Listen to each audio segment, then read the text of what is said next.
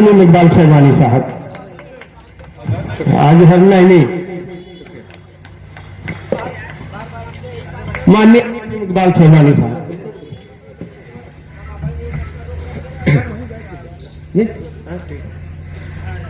बहुत बहुत शुक्रिया भाई मनोज पांडे जी, हमारे भाई बब्बन दुबे साहब, हमारे इस सभा के अध्यक्ष पांडे जी, यादव जी, और यहाँ आए हुए मेरे सभी बुजुर्गों, साथियों, हमारे बहुत सारी बहनें भी बैठे हैं, भाइयों, मुझे आज बहुत ज्यादा खुशी महसूस हो रही है कि मुझे आप लोगों के बीच में आने का मौका मिला। मैं थोड़ा सा आपको बताना चाहता हूं कि जो मेरा परिवार है वो 3 पुश्तों से हिंदुस्तान की राजनीति से जुड़ा हुआ है। मेरे दादा पंडित जवाहरलाल नेहरू के साथियों में से थे, कंधे से कंधा लगा के हिंदुस्तान की आजादी की लड़ाई लड़े, कई कई दफा जेल गए, और जब हिंदुस्तान आजाद हुआ तो पहला मंत्रिमंडल जो उत्तर प्रदेश में बना उसमें मेरे दादा कैबिनेट मिनिस्टर थे। उस वक्त सिर्फ 4 मंत्री हुआ करते थे कैबिनेट के। मेरे पिता 3 दफा सांसद रहे इंदिरा जी के साथ, और मैंने अपना राजनीतिक जीवन 1984 में मरहूम राजीव गांधी साहब के साथ शुरू किया। 3 पुश्तों से मेरा रिश्ता कांग्रेस से, हिंदुस्तान की आजादी से, हिंदुस्तान के विकास से जुड़ा हुआ था। और फिर मैंने सोचा कि अब मेरी उम्र इतनी हो गई है, 5 दफा सांसद रहा, विदेश मंत्री बना, स्वास्थ्य मंत्री बना, देश की खिदमत करने का मुझको मौका मिला, देश में मिला, देश से बाहर जाके देश की खिदमत करने का मौका मिला, और मैंने सोचा कि अब मैं राजनीति से इस्तीफा ले लूं, घर पे बैठूं, कुछ समय अपने बीवी बच्चों के साथ, परिवार के साथ गुजारूं। मगर जो मुल्क के हालात मैंने देखे उसने मुझको मजबूर किया कि मैं फिर निकलूं और अपनी ताकत एक ऐसी ताकत के साथ जोड़ूं जो देश को एक रखने की बात करता है, जो दिलों को जोड़ने की बात करता है, जो देश को आगे बढ़ाने की बात करता है। और उत्तर प्रदेश में एक ही नाम मेरे सामने आया है, वो थे अखिलेश यादव जी। मैं आपको एक बात बताना चाहता हूं कि बहुत साल पहले की बात है, मेरी बीवी, मेरे बच्चे और मैं, हम लोग छुट्टी मनाने जा रहे थे, और मेरे जो सबसे अच्छे दोस्त हैं, मेरे सबसे प्यारे दोस्त हैं, आप लोग शायद उनके नाम को जानते हो, गोपाल चतुर्वेदी साहब, जो इलाहाबाद के बहुत बड़े वकील हैं। तो गोपाल चतुर्वेदी साहब, उनकी बीवी, उनके बच्चे भी हमारे साथ जा रहे थे छुट्टी मनाने। दिल्ली से हमारा हवाई जहाज उड़ के चंडीगढ़ पहुंचा, और चंडीगढ़ में एक भारतीय जनता पार्टी के बहुत बड़े नेता, जो अब इस दुनिया में नहीं है, प्रधानमंत्री भी बने, अटल बिहारी वाजपेयी जी भी उसी हवाई जहाज में आके बैठे, और फिर हम लोग का हवाई जहाज उड़ा चंडीगढ़ से मनाली के लिए। तो मैं जाके अटल जी के पास बैठ गया। मैंने कहा, अटल जी, मैं मुसलमान, मेरी बीवी मुसलमान, मेरे बच्चे मुसलमान, और ये मेरा दोस्त है, ये ब्राह्मण हिंदू, इसकी बीवी हिंदू, इसके बच्चे हिंदू, हम एक साथ छुट्टी मनाने जा रहे हैं, साथ साथ रहेंगे, साथ साथ खाएंगे, साथ साथ घूमेंगे। मैंने कहा, ये है मेरा हिंदुस्तान, आप वाला नहीं जो लोगों के दिल में नफरत डालता है। और अटल जी के पास जवाब नहीं था मुझे देने के लिए। ये हमारा देश है। मैं तो मुसलमानों के बीच में जाता हूं, कहता हूं बड़े गर्व से कहो हम मुसलमान हैं।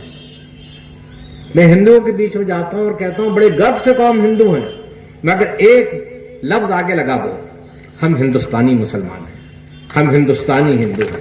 जब तक देश से प्यार नहीं होगा, हमारा देश कमजोर हो जाएगा। आप ये देखिए, बहुत साल पहले, यहां तो कुछ बच्चे भी बैठे हैं, मगर हमारे जो सीनियर लोग हैं उनको मालूम होगा कि कारगिल में एक लड़ाई हुई, पाकिस्तान से दुश्मन घुसे और उन्होंने हमारी जमीन पर कब्जा करने की कोशिश की। 700 हमारे सिपाही उस कारगिल की लड़ाई में शहीद हुए। उसमें ब्राह्मण भी थे, उसमें ठाकुर भी थे, उसमें मुसलमान भी थे, उसमें बैकवर्ड भी थे, उसमें दलित भी थे। और इन लोगों ने अपनी जान की कुर्बानी भारतीय जनता पार्टी के लिए नहीं दी। इन्होंने अपनी जान की कुर्बानी Congress party, Samajwadi party, Bahujan Samaj party के लिए नहीं दी। इन्होंने अपनी जान की कुर्बानी इसलिए दी कि हम आप सुरक्षित रहें। इन्होंने अपनी जान की कुर्बानी इसलिए दी कि यह देश की हिफाजत हो। यह है हमारा देश कि हम लोग कंधे से कंधा लगा के खड़े हो जाते हैं, देश की सेवा करते हैं, देश को आगे बढ़ाने की कोशिश करते हैं। और ये नफरत की जो राजनीति है, आप कभी बहुत गहराई से सोचिए ये क्यों होती है। 5 साल नहीं होती है। जब चुनाव का समय आता है तो मंदिर की बात शुरू हो जाएगी, मस्जिद की बात शुरू हो जाएगी, नफरत की बात शुरू हो जाएगी। अभी अखिलेश यादव जी को लेके वो जिन्ना के ऊपर बयानबाजी शुरू हो गई है। कोई और मुद्दा निकालेंगे ये लोग, कुछ ना कुछ करने की कोशिश करेंगे। किस लिए आपने सोचा? क्योंकि मुश्किल से 10 सेकंड लगते हैं आपको अपना बटन दबाने में। उस 10 सेकंड में आप अपने 5 साल का फैसला दे देते हैं, जो फैसला आप वापस नहीं ले सकते, जो फैसला आप बदल नहीं सकते। जिसको आपने मुख्यमंत्री बना दिया वो 5 साल के लिए मुख्यमंत्री बन गया, जिसको आपने विधायक बना दिया वो 5 साल के लिए विधायक बन गया, जिसको आपने सांसद बना दिया वो 5 साल के लिए सांसद बन गया। आप फैसला वापस नहीं ले सकते। और आपके दिल को, आपके दिमाग को ये लोग उन बातों पे लगाने की कोशिश करते हैं कि जो आप ये फैसला लें ये सोच के ना लें, जज्बात में ले लें, नफरत में ले लें। जिस दिन हिंदुस्तान की जनता विकास के नाम पे वोट डालना शुरू कर देगी, उस दिन आपका एक एक एमपी, आपका एक एक विधायक मजबूर हो जाएगा आपकी सेवा करने के लिए, क्योंकि उसको मालूम है ये बातें नहीं चलेंगी। कभी कभी मैं कहीं जाता हूं, लोग कहते हैं कि हमारे बीच में शर्मानी साहब आए हैं, बहुत बड़े आदमी हैं। जब मेरी बारी आती है बोलने की तो मैं कहता हूं कि ये बड़ा आदमी क्या होता है, ये तो अपनी अपनी किस्मत होती है। किसी को ऊपर वाला बहुत कुछ दे देता है, किसी को नहीं मिलता, किसी को बहुत खुशियां मिल जाती हैं, किसी को नहीं मिलती हैं। मगर मेरी नजरों में सबसे बड़ा आदमी वो है जो किसी गरीब को देखकर उसको उठाकर अपने दिल से लगा ले, वो आदमी बड़ा है, वो आदमी अमीर है। हमें अमीर अपने सोच में होना चाहिए, अपने काम करने के तरीके में होना चाहिए, इज्जत में होना। हमें बुजुर्गों की इज्जत करनी है, हमें औरतों की इज्जत करनी है। वो औरत जो हमको जन्म देती है, हमारी उंगली पकड़ के हमको चलना सिखाती है, हमारे मुंह में खाना रखती है, अगर उस औरत की हम इज्जत नहीं करेंगे तो हम किसकी इज्जत करेंगे? मुझे तो बहुत तकलीफ हुई थी जब मोदी जी ने एक बयान में कहा जो कांग्रेस पार्टी है वो तो एक बूढ़ी औरत है, तो क्या बूढ़ी औरत का हम उसकी इज्जत नहीं करेंगे? मोदी जी भूल गए कि उनको इस दुनिया में कौन लाया? एक औरत ही तो लाई। हाथ पकड़ के किसने उनको पहले कदम चलाया? एक औरत ने चलाया। सबसे पहला खाना उनके मुंह में किसने रखा? एक औरत ने रखा। और हम औरत की इज्जत नहीं करेंगे। ये मुल्क सिर्फ प्यार से चलेगा, ये मुल्क विकास से चलेगा, ये मुल्क भाईचारे से चलेगा। और इसलिए आज मैं आप लोगों के बीच में ये कहने आया हूं कि समय बहुत कम है।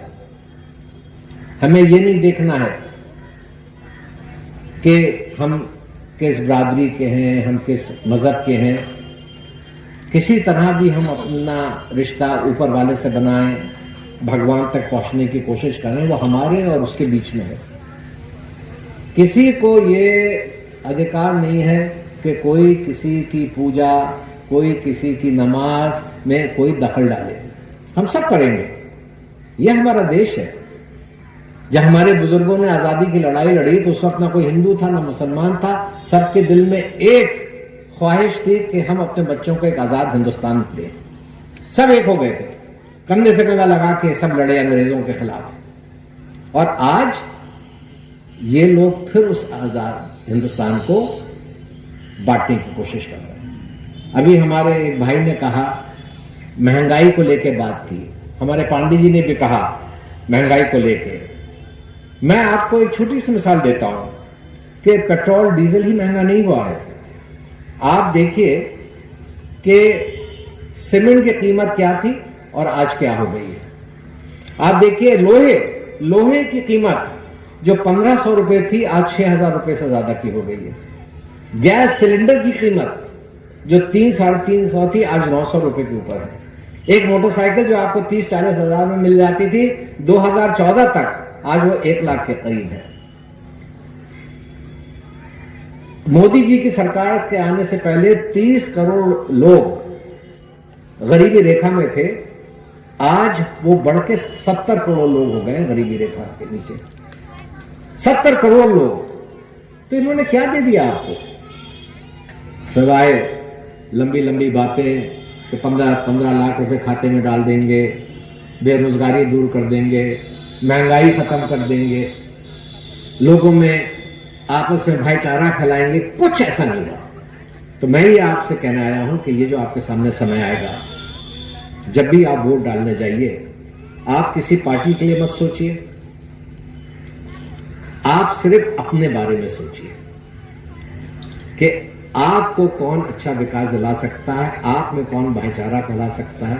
क्योंकि देखिए होता क्या है, मैं जब सांसद था, मंत्री था, मैं कहीं जाता था लोगों के बीच में, लोग मुझसे कहते थे कि शमाई साहब आपका बहुत बड़ा एहसान है, आपने हमारे यहाँ नल लगवा दिया, आपने हमारे यहाँ स्कूल बनवा दिया, आपने हमारे यहाँ सड़क बनवा दी। तो मैं लोगों से कहता था ये मैं नहीं करता हूं, आप लोग मुझको वोट करके वो ताकत देते हैं जिस ताकत का मैं इस्तेमाल करता हूं आपको आपका अधिकार दिलाने के लिए। और जिस दिन आप अच्छे विधायक को अच्छे सांसद बनाने लगेंगे, आपका काम खुद चलने लगेगा। हमारे मुल्क में पैसों की कमी नहीं है, हमारे मुल्क में अगर कमी है तो नीयत की है। हमारे मुल्क में अगर कमी है तो लोगों को साथ लेके चलने की है। इसलिए मैं आज आपके बीच में अपील करने आया हूं। मैंने सबकी बातें सुनी, मुझे अभी 2 प्रोग्रामों में और जाना है। मैं सिर्फ इतना आपसे कह के जाता हूं कि जब तक मैं आपके बीच में हूं, जब तक मेरा जीवन है। क्योंकि मैं ये समझता हूं कि हम बड़े बड़े घर बना लें, बड़ी बड़ी गाड़ियों में घूमें, बहुत पैसा जमा कर लें, ये कोई चीज हमारे काम नहीं आएगी। अगर कोई चीज हमारे काम आएगी तो गरीबों की दुआएं और हमारा सच्चा रास्ता। अगर हम उस रास्ते पे चलेंगे, लोगों की खिदमत करेंगे, लोगों से रिश्ता बना के रखेंगे। ये तो वक्ती चीज होती है कि हम विधायक बन गए, मंत्री बन गए, मगर लोगों का जो प्यार आपको मिलता है, जब तक आपका जीवन है, आपके साथ जुड़ा रहता है। तो हमें उस प्यार को जीतना है, और इसीलिए मैं आज आप लोगों के बीच में आया हूं। तो आइए हम और आप कंधे से कंधा लगा के एक ऐसी सरकार, अखिलेश यादव जी की सरकार, समाजवादी पार्टी की सरकार अपने बीच में लाएं, जिससे कि हमारे क्षेत्र का विकास हो, हमारे प्रदेश का विकास हो। और ये समझ लीजिए, ये इलेक्शन जो है उत्तर प्रदेश का, ये दिल्ली के इलेक्शन का दरवाजा है।